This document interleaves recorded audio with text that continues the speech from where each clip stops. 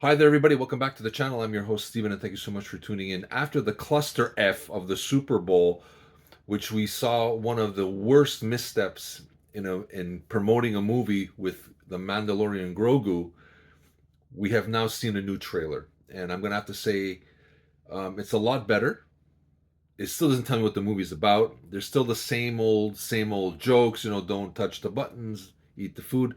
I do like that Martin Scorsese cameo. If you don't know, there's a part where he throws money onto the counter and he goes, I need information. And the alien goes, I'll tell you anything you want for that kind of money. And he goes, I need information about a hut. And he goes, oh, gotta go. So apparently that's Martin Scorsese voicing the alien. I thought which is a pretty interesting idea. The trailer does make the film look exciting. It has been 7 years. So I'm semi worried that the best we're going to get after 7 years is season 3.5 of The Mandalorian. Again, like I said, we've seen those jokes before. If you've seen the show, you've heard these before. So there's nothing new there. But I think the whole point of this movie is to change the perception, kind of like James Gunn had to do with Superman.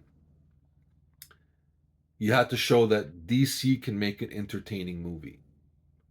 Now Disney and Lucasfilm have to release an entertaining movie.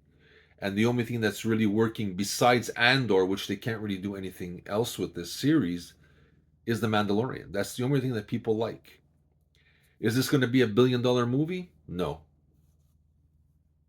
All it's got to do, it doesn't have to break even. All it's got to do is for the people who go see this movie, it changes their perception from the last trilogy, which mostly everyone despised.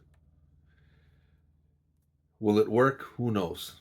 But does this trailer look interesting? It looks all right. Looks entertaining. Sigourney Weaver, solid as usual.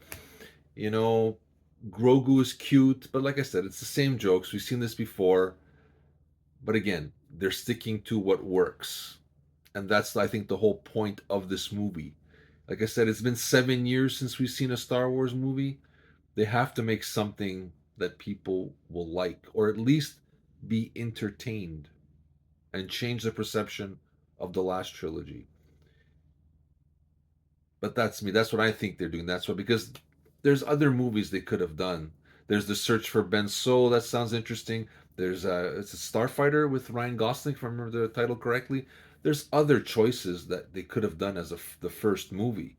That they're picking this, I think it's a safe bet to get people to go into the theater and say, hey, I saw a Star Wars movie and I kind of liked it, as opposed to I saw The Rise of Skywalker and said, what the, you know.